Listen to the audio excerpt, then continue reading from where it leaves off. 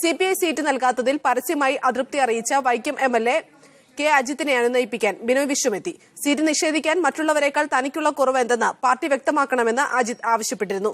Ajith UDF സ്ഥാനാർത്ഥിയാകുമെന്നും Congress നേതാക്കളുമായി ചർച്ച നടത്തിയെന്നും റിപ്പോർട്ടുകളുണ്ടായിരുന്നു. ഈ പശ്ചാത്തലത്തിലാണ് അനുനയ ശ്രമങ്ങളുമായി ബിനോയ് വിശ്വം എത്തിയത്. വിജയം ഉറപ്പിക്കുന്ന സീറ്റിൽ വനിതാ പ്രാതിനിധ്യം ഉറപ്പാക്കാനാണ് കെ അജിത്തിനെ ഒഴിവാക്കിയതെന്ന് ബിനോയ് വിശ്വം പറഞ്ഞു. തന്നെ ഒഴിവാക്കാനുള്ള സാഹചര്യം ബിനോയ് വിശ്വം വ്യക്തമാക്കിയെന്ന് കെ അജിത്ത് എംഎൽഎയും പ്രതികരിച്ചു. നിലവിലുള്ള എംഎൽഎമാരിൽ 2 തവണ പൂർത്തിയാക്കിയവർ 7 പേരുണ്ട്, അജിത്ത് അടക്കം. ആ 7 പേരിൽ ആർക്കെങ്കിലും ഇളവ് വേണമെങ്കിൽ ആ ഇളവിനെ പറ്റി തീരുമാനിക്കാനുള്ള അവകാശം പാർട്ടിയുടെ ബന്ധപ്പെട്ട ഘടകങ്ങൾക്ക്, ജില്ലാ കമ്മിറ്റി കൗൺസിലുകൾക്ക് പാർട്ടി കൊടുക്കുകയുണ്ടായി. അതാലോചിക്കുമ്പോഴത്തേക്ക് ഏറ്റവും പ്രധാനപ്പെട്ട പരിഗണന ആ സീറ്റ് ജയിക്കണം. സ്ഥാനാർത്ഥികളുടെ നിർണയത്തിൽ പാർട്ടി ഒന്നും ഉയർത്തിപ്പിടിക്കുന്ന ചില മാനദണ്ഡങ്ങളുണ്ട്, അത് പരിപാലിക്കപ്പെടണം. എനിക്കൊരു ആശങ്ക ഉണ്ടായിരുന്നത് ഈ 7 പേരിൽ 6 പേർക്ക് കിട്ടാത്ത സോഷ്യൽ ജസ്റ്റിസ് നാമനീതി, അതെന്താ കിട്ടാത്ത ചോദ്യമാണ് അതിൻ്റെത്. ബിനോയ് ചേട്ടൻ അതിനെ കുറേ കാര്യങ്ങൾ പറഞ്ഞിട്ടുണ്ട്, അതിൻ്റെ അതാണ് അവിടെ നൽകിയത്.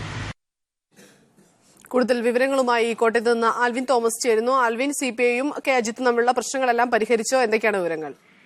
സൈഫിനിസ, സ്ഥാനാർത്ഥിത്വമില്ല എന്നതിനെ തുടർന്നാണ് അതൃപ്തി അറിയിച്ചുകൊണ്ട് കെ അജിത്ത് എംഎൽഎ പരസ്യമായി രംഗത്തെത്തിയത്. രാവിലെ നമ്മളോട് അദ്ദേഹം പറഞ്ഞിരുന്നു ഇതിന് പാർട്ടിയുടെ ഉത്തരം വേണമെന്നാണ് അദ്ദേഹം ആവശ്യപ്പെട്ടിരുന്നത്. ഇതേ തുടർന്നാണ് ദേശീയ എക്സിക്യൂട്ടീവ് അംഗം ബിനോയ് വിശ്വം വൈക്കത്തെത്തുകയും നേരിട്ട് അജിത്തുമായി 1.5 മണിക്കൂറോളം കൂടിക്കാഴ്ച നടത്തുകയും ചെയ്തത്. ഇതേ തുടർന്നാണ് ചില സമവായത്തിലേക്ക് ഇപ്പോൾ കാര്യങ്ങൾ എത്തിയിരിക്കുന്നത്. അദ്ദേഹം ബിനോയ് വിശ്വം പറഞ്ഞതനുസരിച്ച് വിജയ സാധ്യതയുള്ള ഈ സീറ്റിൽ, വൈക്കം സീറ്റിൽ ഒരു വനിതാ പ്രതിനിധിയെ ഇപ്പോൾ മത്സരിപ്പിക്കേണ്ടതുണ്ട്. അതിനുള്ള അധികാരം പാർട്ടിക്കുണ്ട്. അതുകൊണ്ടാണ് ഇപ്പോൾ ഒരു വനിതാ പ്രാതിനിധ്യം ഇവിടെ ഉണ്ടായിരിക്കുന്നത്. അത് കെ അജിത്തിനോട് പറഞ്ഞ് അദ്ദേഹത്തിന് ബോധ്യപ്പെട്ടു എന്നാണ് ബിനോയ് വിശ്വം വ്യക്തമാക്കിയത്. ചർച്ചകൾക്ക് ശേഷം ജില്ലാ സെക്രട്ടറി കെ കെ ശശീന്ദ്രൻ ഉൾപ്പെടെയുള്ളവർ ഈ ചർച്ചയിൽ പങ്കെടുത്തിരുന്നു.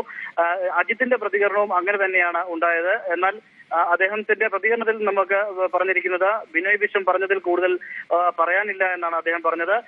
എന്തുകൊണ്ട് തനിക്ക് സോഷ്യൽ ജസ്റ്റിസ് ഇല്ലാതായി എന്നാണ് അദ്ദേഹം ചോദിച്ചിരുന്നത്. അതിന് ചില മറുപടികൾ, ചില ഉത്തരം ലഭിച്ചു. അതിൽ തൽക്കാലം തൃപ്തനാണ് എന്ന നിലയിലാണ് കെ അജിത്തിന്റെ പ്രതികരണം ഉണ്ടായിരിക്കുന്നത്. ശരി.